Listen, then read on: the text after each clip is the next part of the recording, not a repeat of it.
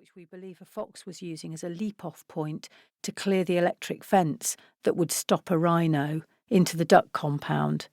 One duck killed already, and it can only have been a fox. I worked quickly moving those logs, filling the wheelbarrow so full it got a flat tyre. I imagined the fox in the hawthorn hedge, watching me toil like Pa Ingalls, but in sweaty Betty yoga pants.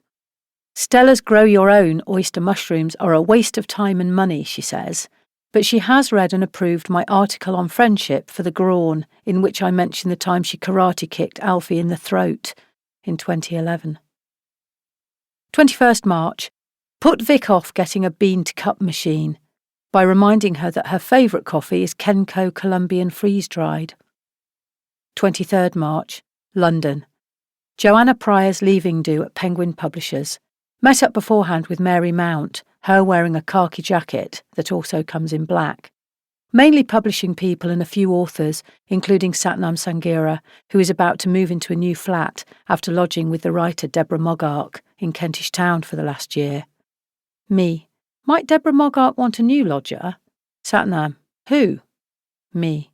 Me. Satnam. I thought you lived in Devon. Me. Cornwall. Satnam. Yeah, she might. Later, I asked Nick Hornby, do I want to live in the Kentish Town home of writer Deborah Moggach?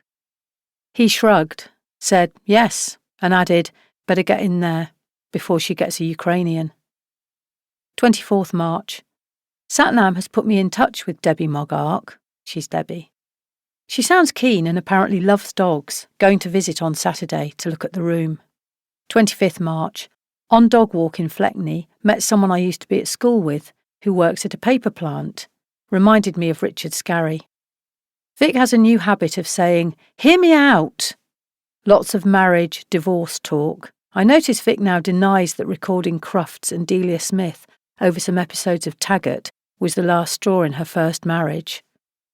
Reminded that someone committed arson on Elspeth and my father's wedding marquee after the event, and it went up in flames, the alleged perpetrator being one of her exes, who went on to great things in broadcasting. 26th March. London to meet Debbie Moggach and discuss the possibility of my lodging with her. Beforehand, Sam's Cafe for coffee and a practice run with Eva and Alfie. Alf in the role of Debbie. Alf. Why do you want these lodgings, Nina? Me. I'm keen for a year in London and the rent's so cheap. Eva. I wouldn't mention the rent being cheap. Me. Affordable? Eva. Just don't mention the rent. Alf. What skills can you bring to the house? Me. I'm a keen gardener and happy to put my hand down a drain. Arrived early, so walked up to Queen's Crescent Market, an impressive array of modern bric-a-brac stalls, one selling adapter plugs, single unbranded AAA batteries and loose Brillo pads. Smokers outside the Sir Robert Peel were crowding round the doors, heckling a trio of karaoke singers inside, single ladies. A woman on a mobility scooter laughing so hard she couldn't get a decent puff off her cigarette. In the end, she flicked it onto the pavement in front, tried to run it over, missed, reversed, and got it the second time. Debbie, in turquoise t-shirt and cheerful beads, answered the door and looked a picture against the orange paintwork. I was anxious that my little bunch of blue and yellow flowers would remind her she could have had a Ukrainian. Without making a fuss over what type of beverage I might prefer, she handed me a mug of milky tea. I admired the chunky pottery, handmade by a lovely chap in the Forest of Dean, and swallowed it down. We sat in the little garden to discuss terms. Debbie is away a lot in Kent, where she writes and swims and looks after her son's children.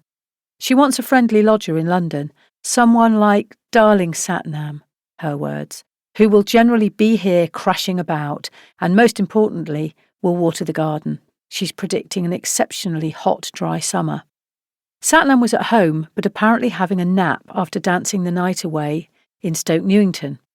The house, a slim Victorian terrace, is cram-packed with dark antique furniture, ornately carved armoire, sideboards, tall boys, and any nook or space filled with a dark wood closet or stand.